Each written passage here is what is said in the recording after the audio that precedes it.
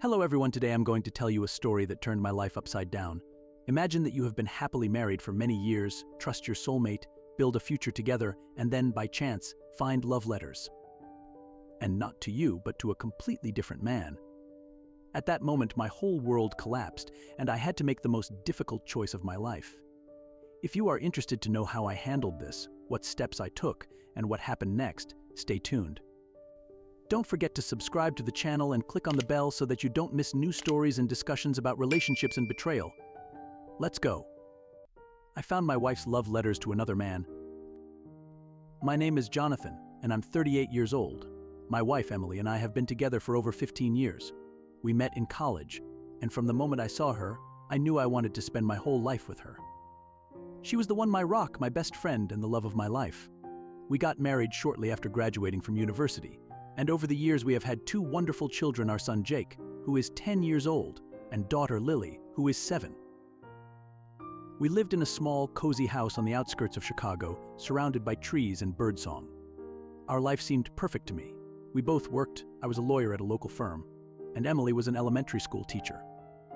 Our children went to a good school, and in the evenings we spent time with the whole family, enjoying warm family dinners and games. But, as I found out later, there was darkness hiding under the surface of our happy life. The first signs.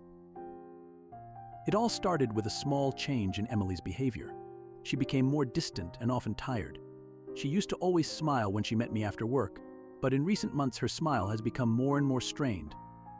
I asked if everything was okay, and she always replied that it was just work fatigue or that she didn't sleep well at night.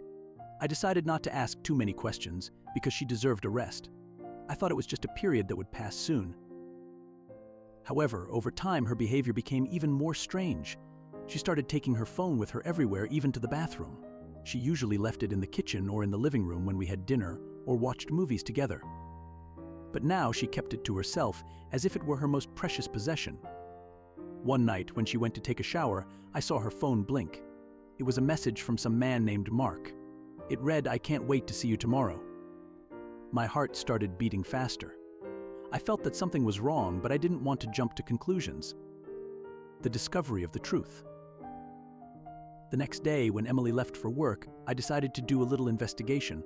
I never thought that I would ever have to do something like this, but I couldn't get rid of the feeling that something was going on behind my back. I started looking for answers. I went into her room and found a box that I hadn't noticed before. It was hidden in the very corner of her closet, behind old books and clothes. My hands were shaking when I opened it. I found a whole stack of letters inside.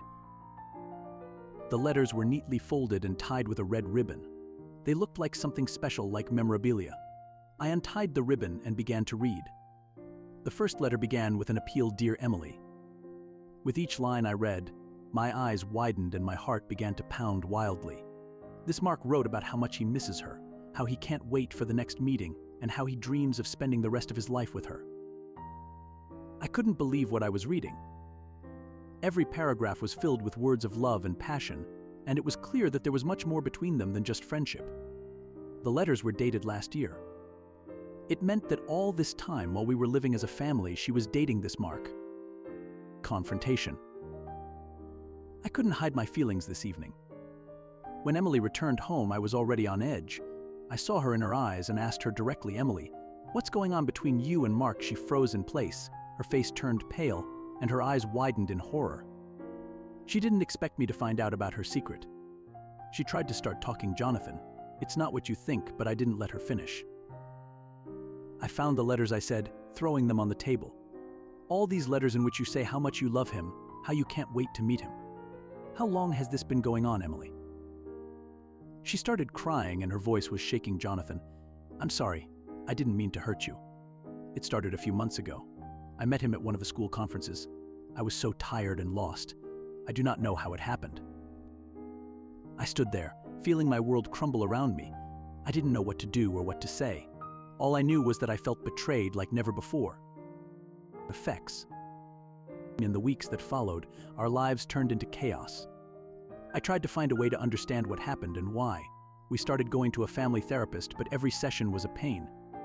I couldn't just forget what I saw in the letters. Every word was like a knife in my heart. Emily, in turn, tried to explain that she still loves me, That mark was just a distraction at a difficult moment, but it didn't matter to me anymore. We've lost the trust we've been building for years. My children noticed that something was wrong. They saw me sleeping on the couch and Emily crying in the bedroom. Our son Jake came up to me one night and asked, "Dad, did you and Mom have a fight?" I looked at him and realized that even if I can't fix my heart, I have to protect them. A few months later, I decided to file for divorce. It was one of the most difficult decisions of my life, but I realized that I would never be able to forget what happened.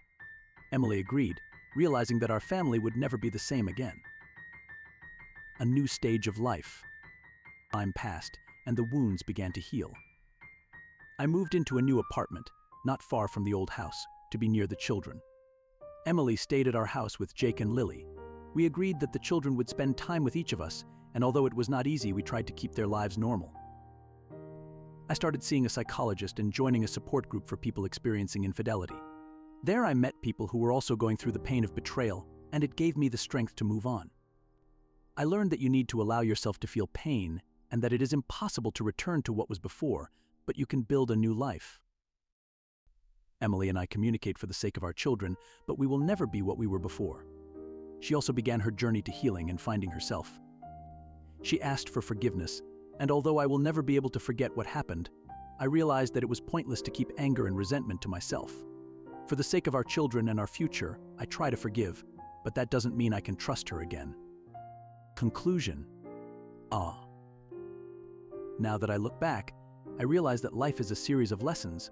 Even from the darkest situation, something valuable can be learned. I learned that you need to listen to your heart, trust yourself, and not be afraid to face the truth. Betrayal is a terrible pain, but it also teaches us strength and resilience. Today, I'm telling my story for those who may also be facing betrayal or loss of trust in a relationship. I want to say that even after the most painful betrayal, you can find the strength to move on and build a new, better life.